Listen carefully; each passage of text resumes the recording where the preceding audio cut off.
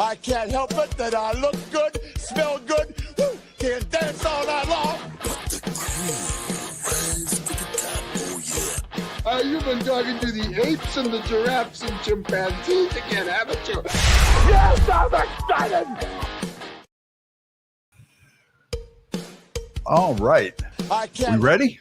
Or we'll play it one more time. You know what? That intro is so good. We should probably play it 2 or 3 times before we start the show. That's how good that intro is. I look good. I feel good. Oh, yeah. Woo! Woo! That's going to be the thing. Whenever we do something big today, we're woo! You know, if you have absolutely nothing, that's what you do. Some people get so annoyed when people do that at sporting events now. That has become like a thing. And I love doing it, especially when it pisses people off, you know. Woo! And be, yeah, shut up, you know. I did it the other day at a strings concert. They were playing cello, and I was like, woo! That always gets the point across. That's, you know, right. It kind of sets the tone, and it shows that you're there to have some fun and you don't really care. And, you know, it's like, let's party, man, you know, woo, woo, woo. And it's so contagious. Once you start doing it, it's like an earworm kind of. And you know what earworm I had today for whatever reason? The Jackson 5, I Want You Back. I woke up this morning and that song was just going through my head. And, it, you know, I finally, you know, after I was on the air for like about 4 hours and listening to some other songs, but now that I mentioned it, it's probably going to be so like a commercial before you went to bed or something. Yeah. So remember back in the day, you're probably not that old. Remember when they used to have phonograph records on the back of cereal boxes? Yes. You know, the Sugar Puffs had, or was it Sugar Puffs or Sugar Pops? I don't know what's here. Okay. Well, there was 2. No, you know what? Sugar Pops were like the corn. They were yellow. Those were Sugar Pops. And sugar. Oh, what was that? Super Sugar Crisp. Is that what it was? It was like puffed wheat. It was puffed wheat. And I still remember having the Jackson 5, I Want You Back, or ABC. And you cut it out. And it was a record. That was back in the day when, you know, we had taught. Yeah, there you go. A Super Sugar Crisp. And I think Bing Crosby, didn't he do the voice of Sugar Bear for a while? And Honeycombs. That's another one. Do they still make honeycombs? I think so, yeah. Honeycombs. All right. The Honeycombs, you got the Monkeys. Sugar Crisp, you got the Jackson 5. Kiss. Oh, you got a Kiss one. I didn't know about that one. But the Archies, the Archies, man. Bobby Sherman had a cereal box record too. He just passed away recently. I saw Bobby Sherman at Idora Park. You know, hot day at Idora Park. That was you want to hit the harp? Is it Idora Park and hot day in there? Is that? I don't even know what buttons they are anymore. Uh-oh. I haven't been here for a while. No. Have you guys missed me? It seems like Youngstown Studio is doing really well without me. I figured maybe I better stay away. There we go. There we are. Idora Park, hot day at Idora Park. Yeah, Bobby Sherman was there. I saw David Cassidy there. The DeFranco family was there. But I'll tell you what, they had that set up really right because they would always have like the teeny bopper heartthrob in the ball field. And then out on the midway, that's where they had the rock bands. And that's where they had like Left End, if you want to hit that for Left End. For those of you that don't know what we're doing, it's been a while. Yeah. Let me explain this to you.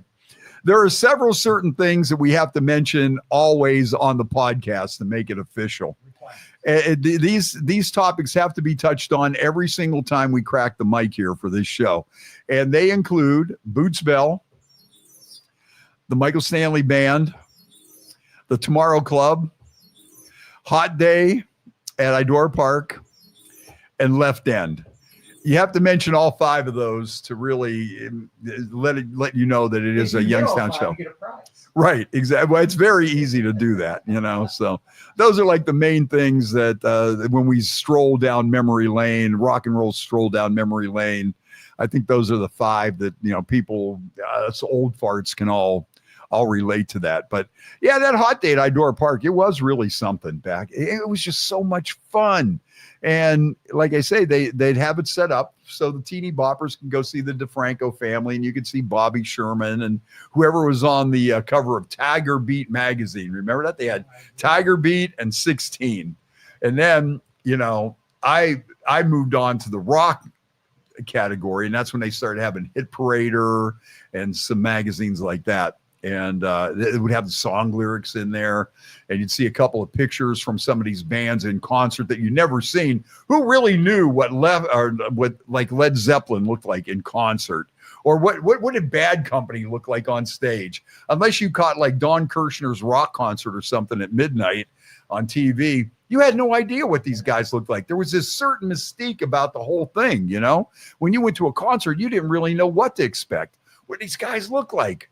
Are they tall? Are they short? You know, or maybe they changed their look a little bit. The guy grew a beard and, you know, or man, did you see the crazy clothes he was wearing? And things like that, you know, nowadays you just take it for granted. You just see everything. You kind of got an idea of what they're doing. I remember one time Meatloaf was bitching because people were taking videos. It's going to ruin the surprise. It's like, all right, by the time the camera phones come around, what surprise could Meatloaf possibly offer you? You know, what is Meatloaf going to do that's going to come out and just blow you away? You're going to go, holy shit, we got to keep that secret, because when people see this, they're going to flip out. Absolutely.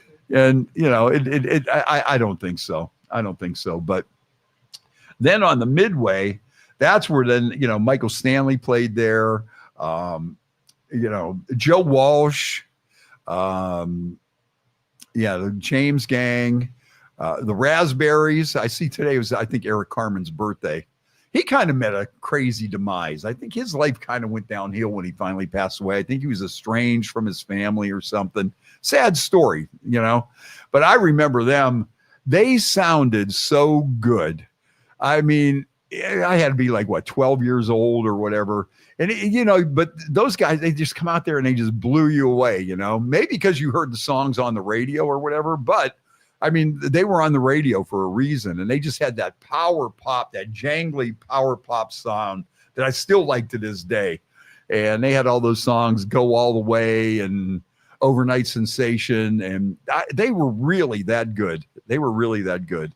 And you had a chance to see them for like $3, $2 on the Midway, walk right up to the front, you know.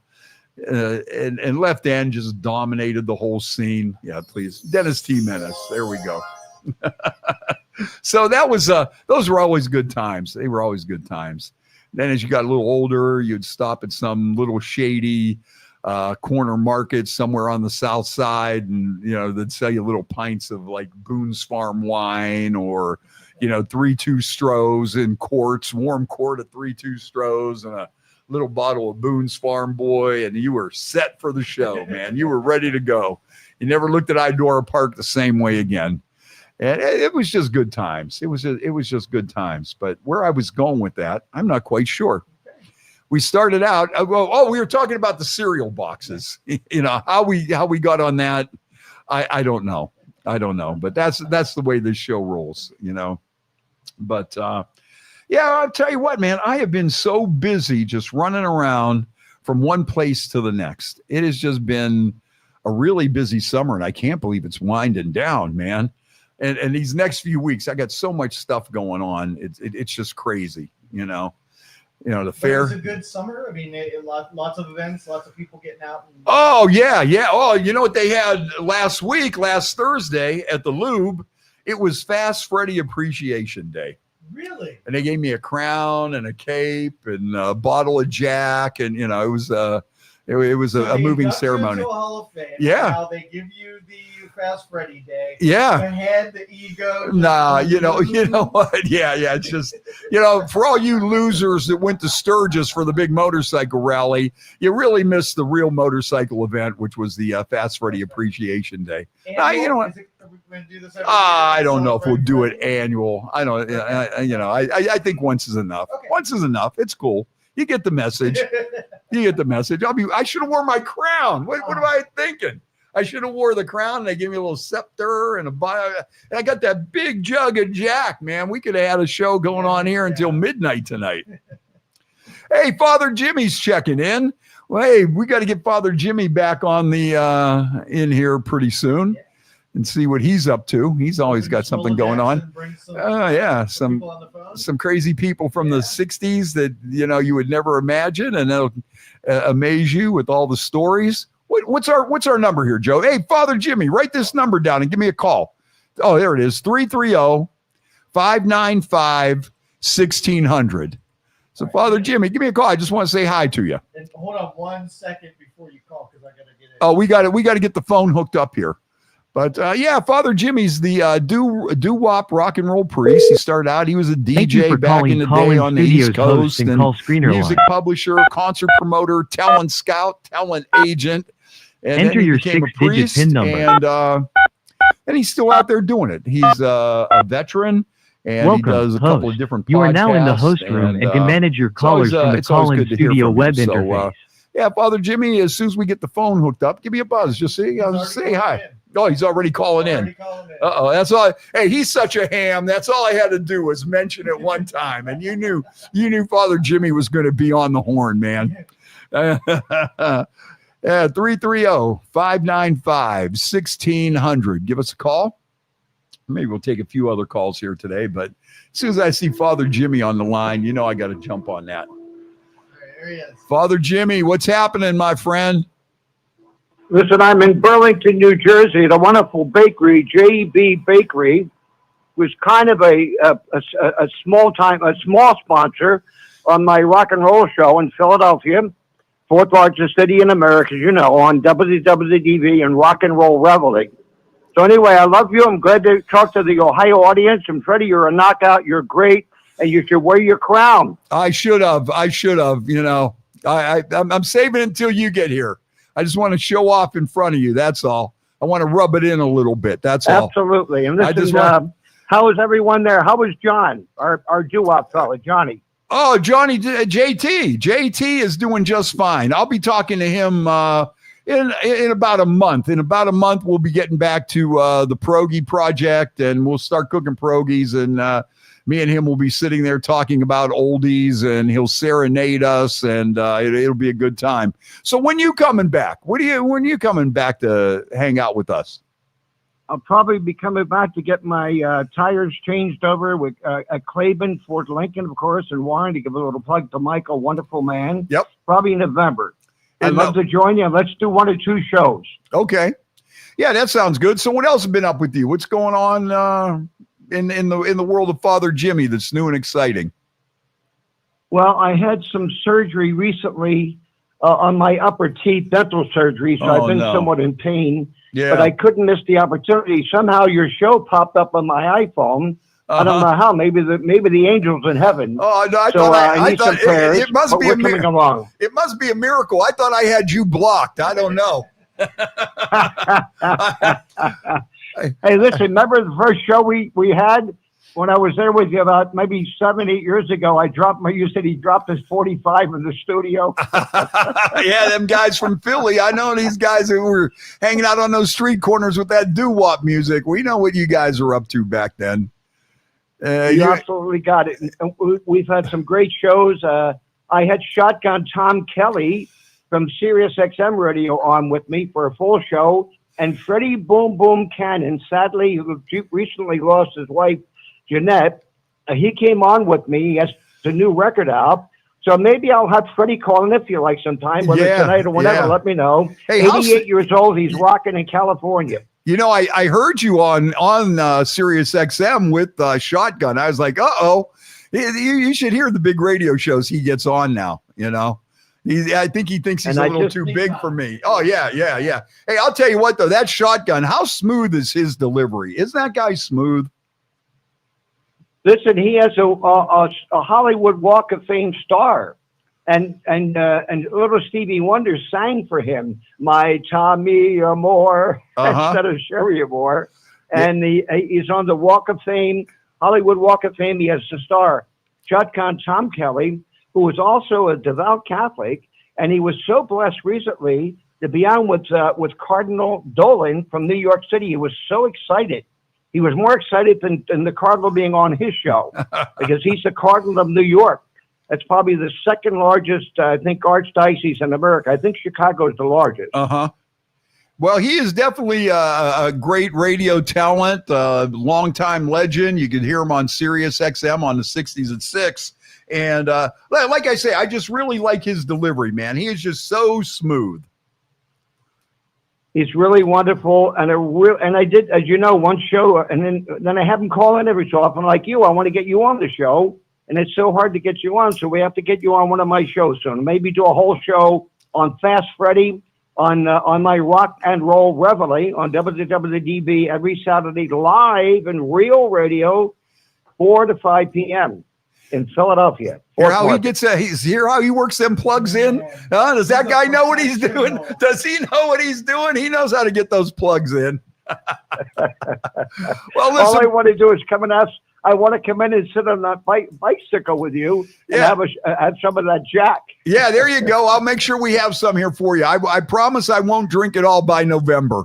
Wait a minute, I shouldn't be lying to a priest like that. Now you owe me with interest 3 dozen pierogi. Hey, I'm telling you, when you come down here, you come down to the hall, and I'll make you up a big plate, and I'll give you some to take home, and all your cronies and all the folks you hang out with when you're here. So, I'll make sure I take care of you. You just got to come down. You should be down there helping pinch. I want them swimming. I want them swimming in butter and onions. Well, you know what? You're going to have to come down there and pinch then, or roll some dough or something. I'm just not going to hand you over a couple dozen. Listen, I've had a lot of Byzantine Catholic, Ukrainian Catholic, and Ruthenian Catholic parishes in my life, and we made many a pierogi, and it was in some ways small as salvation to the survival of our little parishes. Oh, yeah, it definitely is. There's no two ways about it. All right, Father Jimmy, I'm glad you checked in, and I'll be giving you a buzz here somewhere down the line, and then we'll see you in November, and we'll get you on the show. And God bless you as well, Joseph. I love you all, and God bless you, Ohio, the Father, the Son, and the Holy Spirit. Amen. Amen. That's a valid priestly blessing. Thank you. All right, Father Jimmy, thanks for calling. Oh, that's my buddy, Father Jimmy Drucker, the doo-wop priest, the rock and roll priest. So he's got a million stories. It's amazing the people that he knows, that he could just call them up, I've witnessed it. Yes. He's like, oh, that dude. Take this call every time. I know there are some people that do, and then there are some people that kind of go, no, it's him again. I'm not going to answer. No. I like joking with him, but no, he's a good guy, a good friend of mine. Father Jimmy Drucker, the doo-wop priest from Philadelphia. Hey, my good friend Brenda is checking in this evening. How you doing, Brenda? We got a benefit coming up in September 21st for the Cancer Society, or for St. Joe's Cancer Unit, and that's going to be out in Lordstown. What the heck's the name of that place in Lordstown now? I'm having a brain fart. I don't know. I'm getting older though. I'm beyond brain farts. I'm like having brain sharts now, They're getting a little more serious, a little more messy, It's just not a little, it's like, oh, ow. I shouldn't have did that. What the heck's the name of the place in Lordstown? What place? The bar. It's right there. The place where the guys, when they used to work on the line back in the 70s, used to punch out and sneak in there and have a couple of shots and get back in there and make those Chevy Vegas. Because it's going to bother you if we don't figure this out. Yeah. I can't believe I don't know the name of the place that I'm thinking of. Lordstown. Lordstown Restaurant. There's only a couple of them in there. Not Ross's Eatery and Pub. Ross's Eatery and Pub, right on 45, right by Hellick Young Road. And we have usually about 10 bands out there, and we raise money for the cancer unit at St. Joe's for people that need like various things, tissues and whatever, slippers and, things that might not necessarily be covered or that they have there. So, we'll be doing that. That's always a good time. What else do we have coming up? Ellis Cooper this Sunday. Ellis Cooper, man, that's a guy that has played Youngstown countless times. I have seen Ellis Cooper in every configuration that he could possibly have played in Youngstown. Of course, he played at the Tomorrow Club. Yeah, there we go. The Tomorrow Club. He played at the Tomorrow Club. He played at Struthers Fieldhouse. I think actually that was one of the first times he played in Youngstown was at Struthers Fieldhouse. And he played there with Lou Reed, or he played with the Velvet Underground, but they didn't have Lou Reed with them at the time. And let's see, he played. Oh, actually, Ellis Cooper played at the first major outdoor concert that they ever had in the Youngstown area. It was called The Most Beautiful Picnic, and it was out in Lake Milton. And this was like right around Woodstock and when these things were coming around. And this was like our area's first big one. They had they had two. They had two. They had one that nobody talks about because maybe it was so early on. It happened in Newton Falls, and it had like the Birds and all these people, and it was a crazy one. So then the second one comes around, this the Beautiful Picnic, and it had Ellis Cooper, Bob Seger.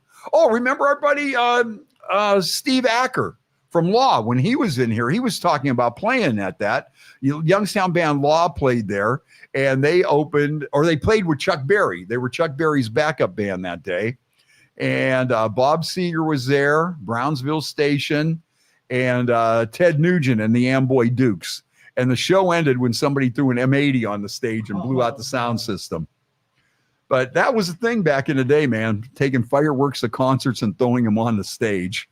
Or just shooting bottle rockets at the stage. Can you imagine if you did that right now? Oh, you would probably get shot. Yeah. You would probably get shot. Yeah. But I'm sure there's some dumbass out there that's still thinking about doing it, Boy, if I could. Or a dildo. Have you seen the WNBA Oh, yeah, stuff? the WNBA stuff with the dildos. Today's firework is the green dildo. Well, you know what? I was wondering for a split second, then I figured it out. It's like, well, how did they sneak that into the arena? How did you sneak that dildo in here? Oh. See, when they gave you bags, at least you kind of could think it might have been a clean one. Like, never been whatever, but once the bags go away. Yeah. How did you sneak that in here? Joe, I think your mic's off. Thanks, BJ. Am I a rookie or what? Yes. They put catch fences for dildos now at WNBA games. All 13 teams and still catch fences. Isn't that so? I wish I was the person that came up with that idea, though. I would take full credit for it, Although maybe you'd have to be like a mask man. So you really don't want to give your true identity.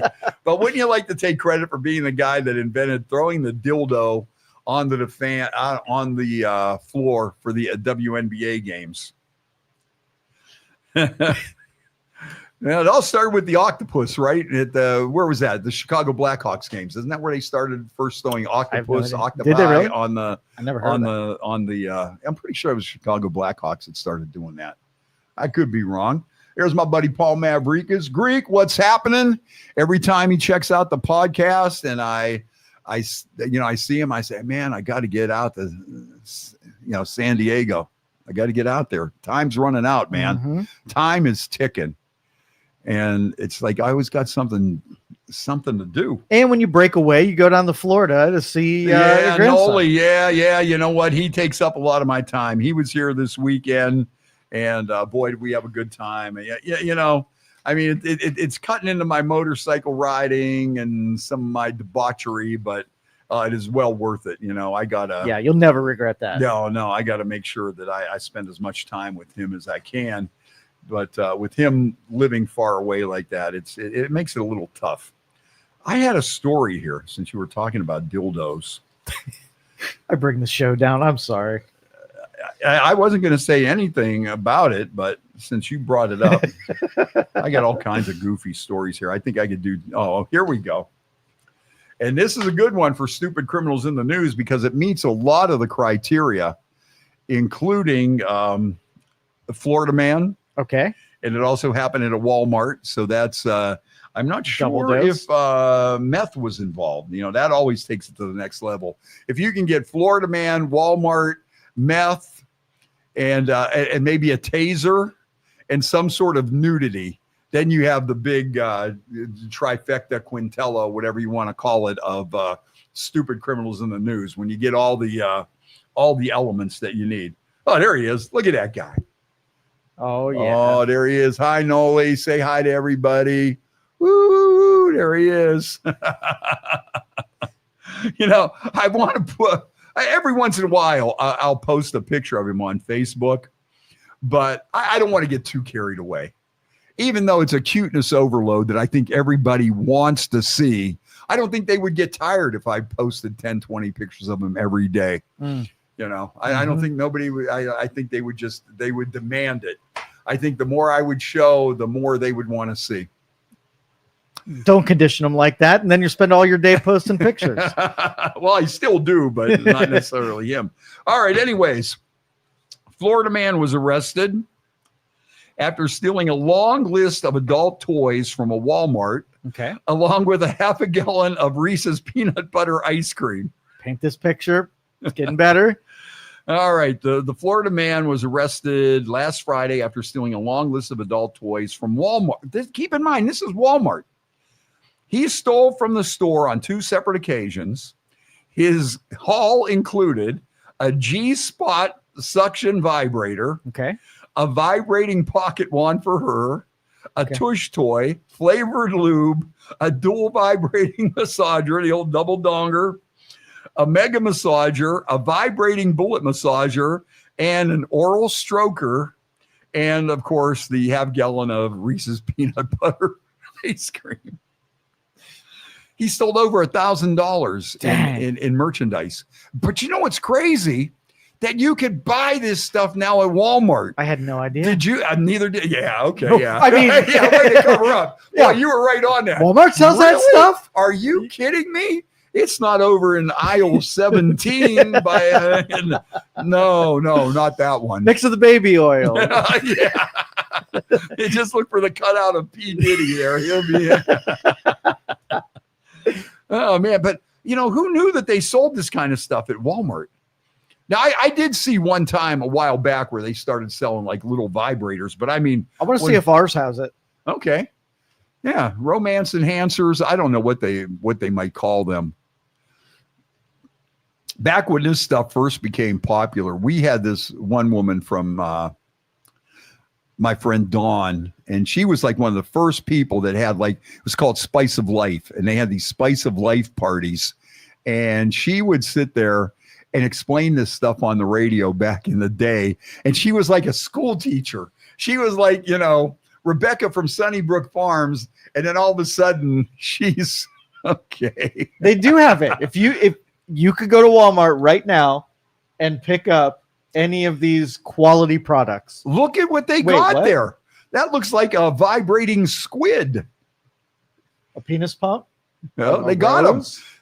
For only $19.98. I think that's a great bargain. That is, I gotta read the description of it. Male sex toy penis vibrator for men. Male masturbator with 10 vibrating modes. Wrapping tentacles for penis, clit, nipple stimulation. That's a tongue twister. Yeah, in more ways than one. If you're doing it right, it is. Okay. Well, yeah, there. Okay, you guys could look that one up yourself. And it's right underneath the, they have the different tabs and it has all the pictures of it in action.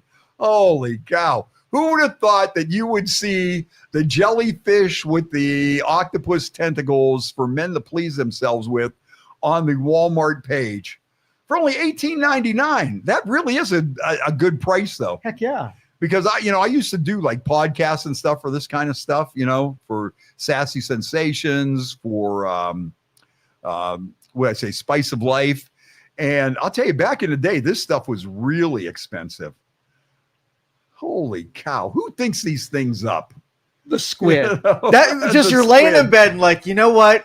What's missing in this market is if I was just donging a squid right now. Well, that's like this one they had. It was called the Chocolate Thunder. And all it was a giant rubber black fist. So where was the guy sitting there, like at the meeting? Okay, well, we got the squid, we got the pink pachyderm with the vibrating elephant trunk, we got the purple porpoise with the wiggly bottle nose. What else could we possibly do? And some guy says, well, It's not much, but here it is. What's that? I call it the chocolate thunder. What is it? It's just a big black rubber fist. Mm-hmm. Well, does it need batteries? No, Nope. maybe a lot of lube, but other than that, and the guy goes, Johnson, you're a freaking genius. Calls up engineering and says, I want this thing rolling now. I want 1,000 of these on my desk by tomorrow. Yes. I want these in every Walmart in America by the end of the month. Johnson, you're getting a raise for developing the chocolate thunder. Mm. And just when you thought everything had been done. Right. Oh, man. Okay. All right. Well, There you go. Yeah, you guys just have to look that up. I don't want to turn this into a smut show or whatever, but it was going along with the news, so you had to report the news. We had to know what he was stealing. my buddy Dave said, "Boy, did I tune in at the wrong time." And meanwhile, he's taking notes. What was that called? The vibrating squid? $18? Are you crazy? How can I pass that up? Oh man. The Hogs checking in today. How you doing, Hogs? As a matter of fact, I tuned in the other morning, and you guys were on there yakking on the squawk box. And who do I hear on there? The Hogs jumped right in, man. Always, man. He is Mr. Reliable. Yes, he is. Yes, he is. The Hogs. I don't have any alcohol here, but I'll still toast the Hogs. Do you want some alcohol? Was that your passive aggressive? Maybe just a little a nip for right. Hogs. I got you. And I'm only doing this out of respect for my neighbor. You know what? For a solid, I need a little sippy for a solid. Right, Hogs? Right.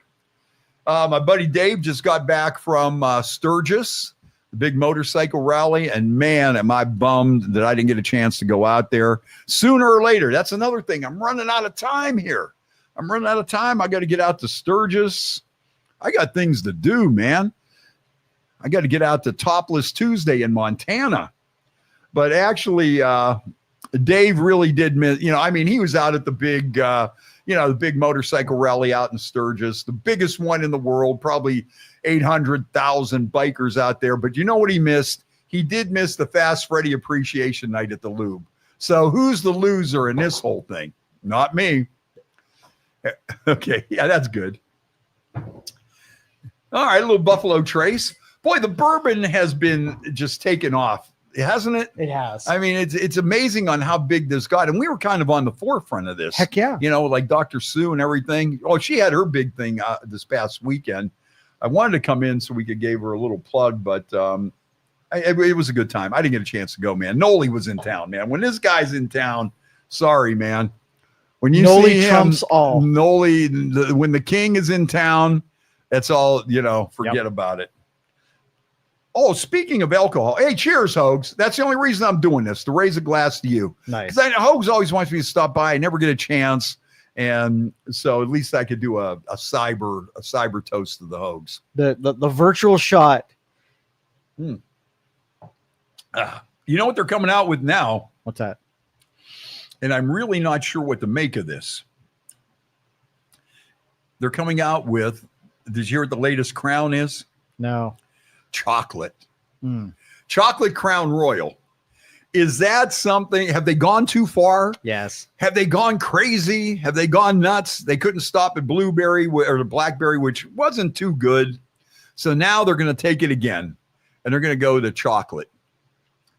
I predict it's still going to sell out, and it is going to get their brand talked about. So it's genius. Well, you know what, though? You know what my favorite drink is? The iced coffee with booze in it. Mm-hmm. And I'll tell you what, I think a shot of Chocolate Crown would go really well. That wouldn't be bad. And then on top of that, you get a shot of the Crown Caramel and put that in there. A double shot, different flavors. And then if you want to take it one step further, a little shot of vanilla. Now you got a Crown twist. The trifecta. Yeah. That might even be a good ice cream drink. That milkshake. I think this calls for testing. I really do. Yeah, the next time I'm here. Okay. But I'll buy the bottle before I come down. I'm not going to buy the bottle and leave it around here. You do not want to do that. Yeah. Especially with those lunatics you got on in the morning. Man, that bottle of Crown will be long gone. They'll be making fun of it on the Austin Town Complaint Department page. Yep. You know, that's what will be happening there. But yeah, so did you know that they sold so many crazy things at Walmart that you could just walk into Walmart and buy the tentacle stingray? Man, very surprised. Oh man, here's one. This didn't happen in Florida, and I'm surprised this didn't happen around here. You know, Florida man has really lost a lot of ground though since the meth pipe raccoon come around. Yeah. You know, if you don't have a meth pipe raccoon involved in your story, I think there's something missing there. You know, if the guy with the vibrators from Walmart and the half gallon of ice cream, if he would have had the meth pipe smoking raccoon with him, that would have been like. Yeah, you would think because of the competition that Ohio's giving them, they'd up their game a little bit. Yeah. Just not yeah, the I case. mean, they've had a few good ones here and there, but they the meth pipe raccoon, until you get to that, Ohio is still the crown, and Ohio still has the crown. So yeah, we'll see what happens. Yummy. Perfect. It is. Perfect amount. Like that's the the medicinal volume. Yeah. A little dust cutter in the throat. Exactly. Right. Almost like gargling with a little bit of mouthwash or something. Give rid of that bacteria in the throat. Yeah. Just clear that phlegm out a little bit. And it warms up your belly, warms up your tummy. Jay Bird checking in. Jay Bird was at Fast Freddie Appreciation Night. He didn't go to Sturgis. We had a lot of buddies going to Sturgis and sending back pictures of them in these bars with scantily clad women spanking them with whips and stuff. But now you can go to Walmart, I guess, and get that. So is that really that big of a thing? You want that kind of stuff? I'll just go to Used Walmart. To be special. Yeah. So Jay Bird knew that the Fast Freddie Appreciation Day was a much bigger deal than the Sturgis motorcycle rally by far. You know, can't even compare it to. That's right. And if you want to see Topless Tuesday, we had Club 76 right across the parking lot. Or Rebel 38. I think it's the Rebel 38. Is it still in business? Still doing its thing? Yeah, they're still going. All right. Still going. The Rebel. I don't know. You know why how they came up with Rebel 38? Because they used to have the 76 truck stop there. And then, so they were the Rebel, and they took the 76 and divided it by 2. Oh, okay. So that's how they come up with Rebel 38. And I remember they had that, because you remember 76 used to have that, their thing was an orange ball with 76 on it. And they had that country song, I'm under the orange ball with a bad case of blue ball. It was the trucker's anthem. And then what did they change the whole plaza to? The TA truck stop. It was like, yeah, that's perfect. You know? T and A. Yeah, we got the T and A, and yes, we really do. That was the only place that got away with putting a big sign right up out there. That's right. Yeah, Jay Bird, we were just talking about the new crown in chocolate. Yeah, I think that has some. It has some potential. Okay, but it has to be with coffee. If you're mixing chocolate, you know, it's either got to be a milkshake or some kind of coffee. And then, you know, but like I say, you mix chocolate, vanilla, and caramel. That's it's like a sundae, and so that could be like a parfait of some sort, you know. But yeah, we'll have to grab a bottle here sooner or later. I don't see the big clamor going on like some of the other ones. You know, and I think there's still a lot of people that haven't finished their blackberry crown. Okay. I mean, it was okay, but I mean, it wasn't like, vanilla crown. I like vanilla crown, and I like the caramel. I really like the salted caramel crown. I think that's really good stuff. I don't even know if they make that anymore. I have just a little tiny bit left, and I haven't been. I'm saving that for a special occasion. Okay. What that special occasion might be, I haven't a clue. All right, but it's there. Yeah. I got to get with Jay Bird. He's got to help me crack open the bottle of Jack I got for Fast Freddie Appreciation Day. You know what? I was a little too busy. Usually when I get a bottle like that, I just crack it open and just pour everybody a shot, you know. Say, hey, it's Fast Freddie Appreciation Day. And I'm so, but you know what? It was so busy and I was kind of overwhelmed. And it was like, you know, but that's what I usually do. Yep. Yeah, man. Yeah, we'll mix a shot of Crown and a shot of Jack just because. Okay. Because we can. Just because we can. So let me see what else we have coming up. The world famous Wilson High motorcycle run is coming up, and that is going to be on August 24th out of Crickets on Midlothian. On the August 23rd, they have the Naughty Nurses run in memory of Carrie, and that's going to be out of Jaeger Bombs in Orangeville. That's a fun place. If you haven't been out there, that's a great place. I'm probably not going to get there until later in the day. I'm a little bummed about that because it's a great run. It's a great time, great people. And what else we got coming up? We got the Warren Harley-Davidson anniversary party coming up. We have Alice Cooper this weekend. Friday, Neil Young. Neil Young's going to be at Blossom Music Center. I can't wait to see that. I'm definitely going to have to make it to see Neil Young. And if you're a casual Neil Young fan, I've been looking at the set list, and I think he's going to play enough hits to make you happy. Because over the years, Neil Young has disappointed some casual fans. Mm-hmm. Neil Young is one of those guys. He has some diehard fans that no matter what he does, they're going to show up. Mm-hmm. Oh, it's Neil, man. I don't care what he does. Neil's farting on stage, and he brought the vibrating jellyfish with him. Oh, I hope when he's done, he throws it out in the audience. I catch it. Yay. But I think he's playing enough, what you would call hits. And that would make enough people happy. I think you're going to go home and say, but I'm saying this now, and he'll probably just go so far off the deep end and play like some crazy deep cuts that people are going to be sitting there going, the casual fans will go, oh, what the hell is this? But that's why these days there are some artists out there you really should check their set list before you go to the show. And Bob Dylan's one of those. And I think this last time Bob Dylan came around, some people were disappointed because, believe me, folks, when I tell you, he sounds nothing in concert like he does on his records. You could be the most diehard Bob Dylan song, and the song might be over practically, and you hear one line and you go, oh, that was Don't Think Twice, It's All Right. It's like, oh, okay, yay, Bob, I love that song. But and I think when that movie came out about him, which I still haven't seen yet, when they had that biopic or whatever it was, a lot of people went and seen that, and they were like, man, this dude is so awesome.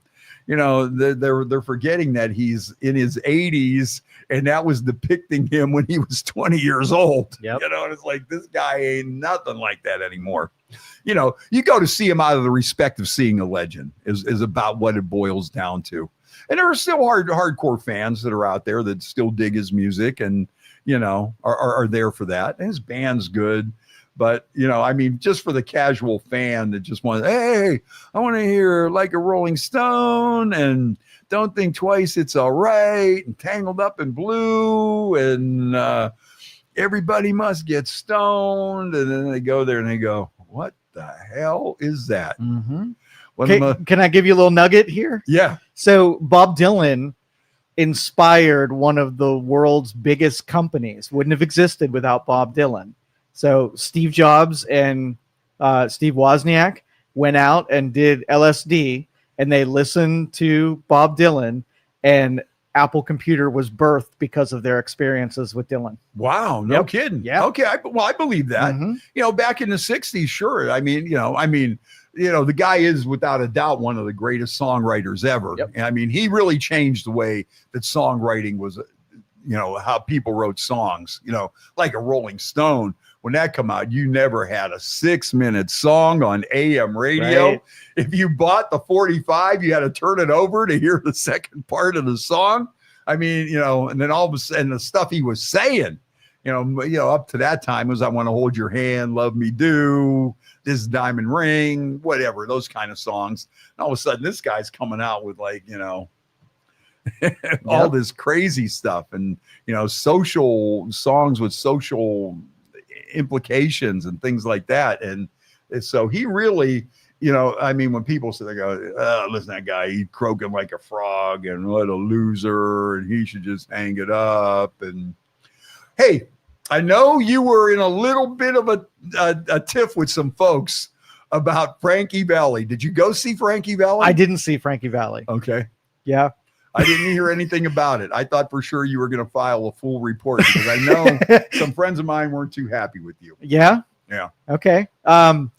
First off, wasn't me. Oh, okay. All right. Oh, okay. I didn't even know anything about it. Oh, okay. But it was cool because it sparked some conversations about it, got people talking about it. And I will tell you, it was a polarizing topic with with the people who felt like these aged, you know, performers not performing how people remembered them versus, you know, that kind of thing. Right. So it got a conversation. Is somebody dragging this guy out just exactly. to make money? Who was the last one we were talking about? It before Frankie Valli, there was another artist that. Maybe we were talking a little bit about Tony Bennett. Yeah. Maybe. Right. You know, but Tony Bennett, yeah, he was another one. You know, he had dementia so bad, and I still remember this. They did an interview with him and Anderson Cooper. And he's got this smoking hot younger wife, you know, and so they're talking to Tony Bennett, and Anderson Cooper is asking these questions, and you know Tony's struggling to answer the questions and doesn't know what he's saying. So then they have a piano sitting there. And this guy comes down, he sits down at the piano, he starts playing. Tony Bennett walks over to the piano and starts belting out this song like he is singing in front of Madison Square Garden. I mean, it just brought a tear to your eye. If you ever looked that up, man, it was just like, I think he might've been singing I Left My Heart in San Francisco or one of those songs. And it was just like, wow. It was amazing. It was amazing. This guy is 90 years old with dementia, and then he still stood up there next to that piano and just belted that song out. There's something about music and that, because we had a neighbor and she had dementia really bad, you know, and she would like come and sit on our front porch, and, you know, she was waiting for the bus and her girlfriend to meet her or whatever. And then, you know, later in the day, she'd go sit at that piano and she'd play songs like Beautiful Dreamer and stuff like that. And it was just like, wow. Yeah. It was something to behold, really. When they snap into that mode, even like with Ozzy towards the later end, you know, when he got in front of an instrument and he got to use his voice, it was a different dude. Yeah. That. Oh, how touching was that? The Ozzy thing. Yeah. You know, at first I was on the fence about it, and I was like, they're going to bring him out. He's going to sit in the thing, blah, blah, blah. Then when you saw the outpouring of love for him, you know, and when you saw just, you know, all the artists that came out to pay homage to Ozzy, and then when he dies 2 weeks later, it was like, thank God they did that for that Heck guy. yeah. And you know what? At least he got a chance to feel all that love from all his fans and everything. And his last song was Mama, I'm Coming Home. And, you know, all them guys, you know, Zach Wilde and everybody that played there, and all the guys from Metallica and everybody, man, them guys were all just really broken up. Heck and yeah. even at that show, they had a tear in their eye, but nobody knew that he was like in as bad shape as he was. Right. Everybody knew he was in bad shape. But yeah, at first I was worried about that too. I thought it was going to be like, man, you know. Okay, Jerry says, I believe the aged performer shouldn't be performing if they're embarrassing themselves, and if they want to do autograph signings, that would be a great way to keep the entertainer feeling good about themselves and make people remember them for what they are. That's a pretty good point there. Yeah. You know what? Come on out, and, you know, maybe you're going to have a tribute band, and Frankie's going to be there signing autographs. You bring them out, you know, I mean, let them do one song or whatever. Hey, Frankie, and come on out and sign some autographs, and, you know, we love you and he loves you back and everything. Yeah, that could be a good one. Yeah. But I mean, if you're a fan and you've seen them perform when they were younger, I don't think it spoils the memory, though, if you hear them and they're a little off or they're a little old. You know what I mean? Everybody gets old, right? You know? Right. Although you do get that weird feeling when you see these, you know, my 60s and early 70s TV people pass away, and then you see them, and all of a sudden they're like Ellen Alda's like 90 years old, and you go, man, how could Trapper be exactly 90 years old? Or, you know, you look at Gabe Kaplan or somebody, go, what the hell, you know? And then you realize, man, we all get old. We do. Look at Ginger from Gilligan's Island. I think she's still alive. Yeah. And she's another one. You look at her and you're going, that's a 91-year-old woman. Mm-hmm. But you see some of these people. I think well, Bob Dylan. Bob doesn't care. I think Bob is fully aware, and Bob doesn't care. Bob is like, here's what I'm doing. If you're along for the ride, that's fine. Mm-hmm. I think Bob says I'm 84 or however old he is. My voice is shot. This is the way I bring it to you. Here it is. Right. If you want to come on. If you don't, stay home. Yep. I don't care either way. This is what it is. If you like it, you like it. Come along. If you don't. But I mean, Ringo Starr, I mean, he's still out there singing. Mm-hmm. And Paul McCartney, Paul McCartney's coming around. And could you believe that, dude? He's doing these arenas sold out, and like these nosebleed seats were going for like $350, floor seats for like $1,000. I'm sitting there going, this guy is the richest man, one of the richest people in the world, period. He's definitely the richest person in show business. Right. It's not even close. Richest songwriter of all times. Wouldn't you think at some point you would just do a couple of free shows? Wouldn't you just say, all right, I'm going to do Cleveland Stadium. If you want a ticket, they're free. And you have to, send in for them to make it fair. Mm-hmm. And there'll be no scalping, no nothing. If you get a ticket, come on in. Right.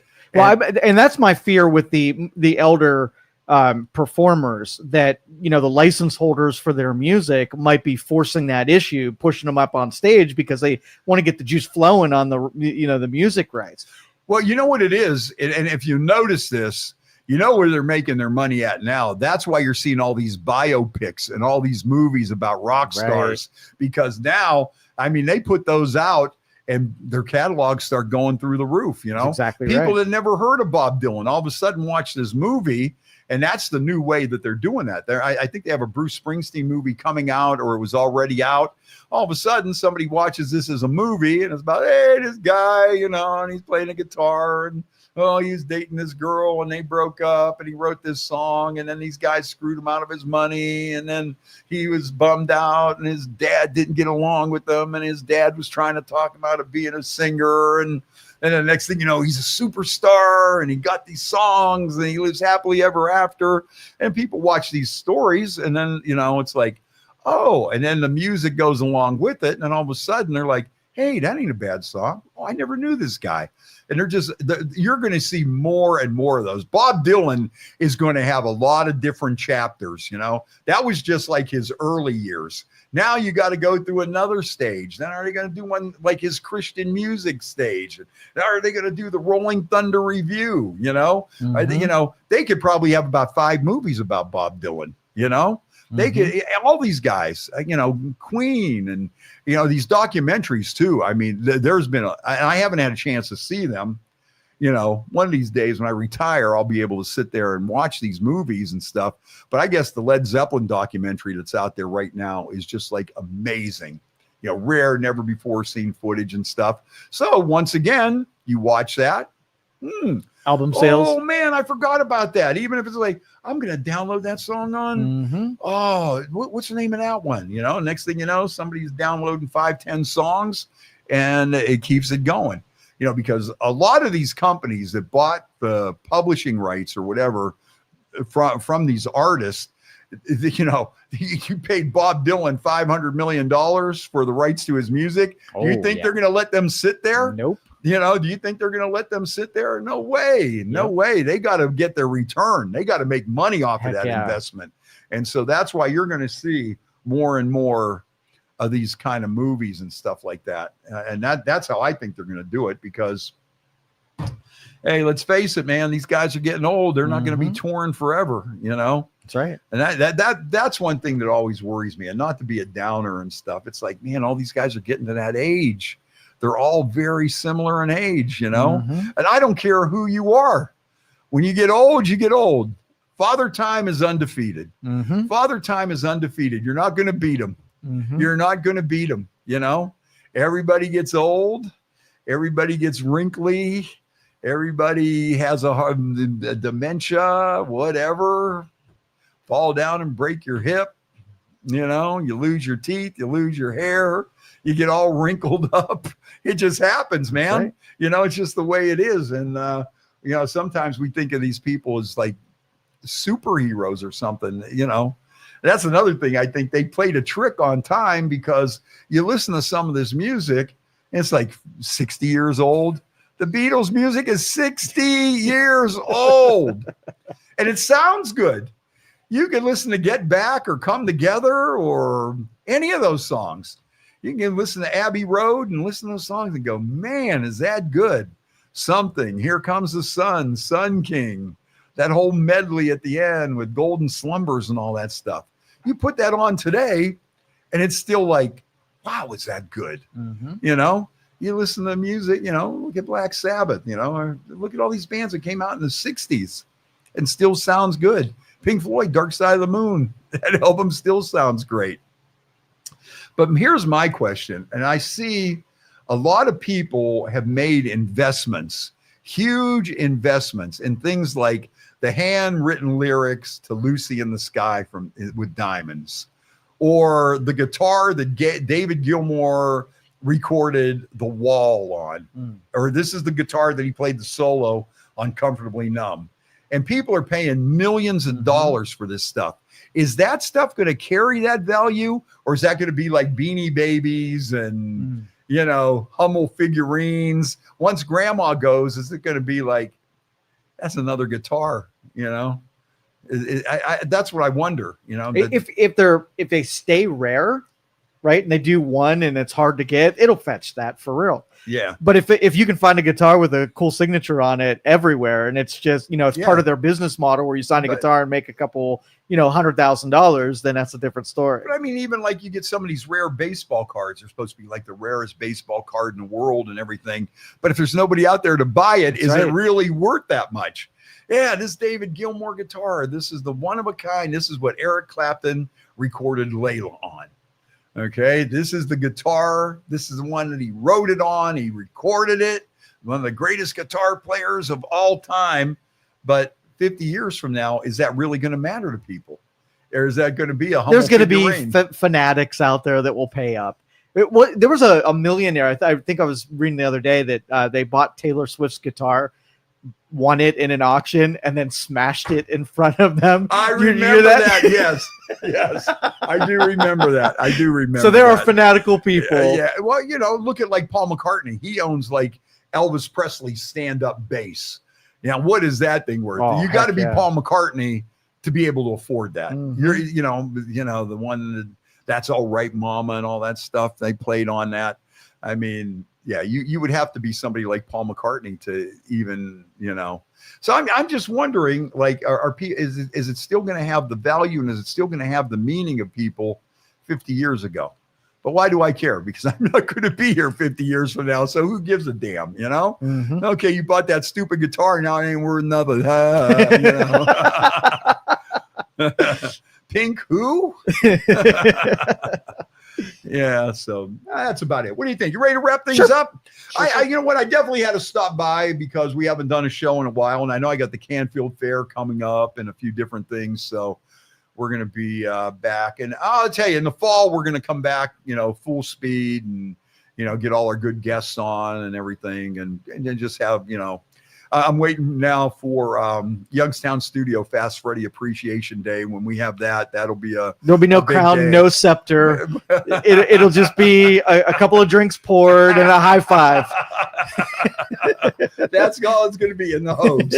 We'll have the Hogs and Viking Jim, and that'll be my special guest that come down for the Fast Freddie Youngstown Studio Fast Freddie Appreciation Day. We'll put Day. your name up on the sign. Like anything I can do for you, I will. Oh yeah, right here on one of these TV screens. Yeah, right there. Yeah. right there. Yeah, That's yeah. We'll put my name up on there and free T-shirt. Like I've got to give you a Freddie T-shirt. yeah, whatever. Maybe not even one of yours. It has to be one that somebody gave you, and they gave you 2 of them. Pick something out on the table. Like yeah, we want to show you love. All the little knickknacks and stuff that people drop off. Just hey, hey, I brought you this. And yeah. Hey, look, we call that the valuable prize table. Since it is Fast Freddie Appreciation Day, we would like you to come up to the valuable prize table and take 2 things off that table because you are special. Now we're talking. Now I'll get that going, Yeah, that a couple shots of Buffalo Trace. Got it. Maybe some kind of IPA that somebody left here that's been sitting there from the fall. Ale. Yeah, from the Christmas ale from last year, and the picture of Gary Markowski. Perfect. We got a deal. There we go. The Gary Markowski Christmas card. And be like, yeah, that's about it. Yeah, hey, thank you. Thank you. All right. Well, good time as always. And we are back. Thanks, everybody, for tuning in and taking a little bit of time out with us today. And like I say, we probably won't be back until after Labor Day. But I definitely wanted to come down. And, I got so many people I'm supposed to get on, too, that, hey, let's get on the podcast. We'll come down. We'll shoot the shit. Yeah, okay. What day? I don't know.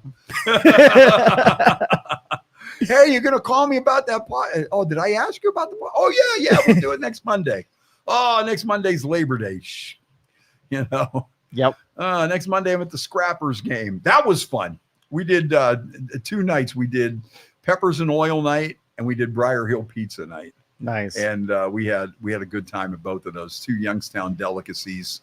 So, we still got to get down to the pinball place too. Yes. We got a lot of stuff to do, man. I mean, so for once winter kicks in here and all, the bike nights go away, but then I'll have Brown Steelers game and trivia night here, and then we're gonna do this, and then so no, we'll definitely do it. We'll get something going here. So thanks, Joe. Always Absolutely. Good to be here. Thanks for the little shot of whiskey and a little shot of Buffalo Trace. How can you go wrong with that? Absolutely. Great cup of espresso, the perfect cup of espresso. It is Fast Freddie Appreciation You are Day. appreciated. I think I was. Yeah. Yeah. Okay. Thank you.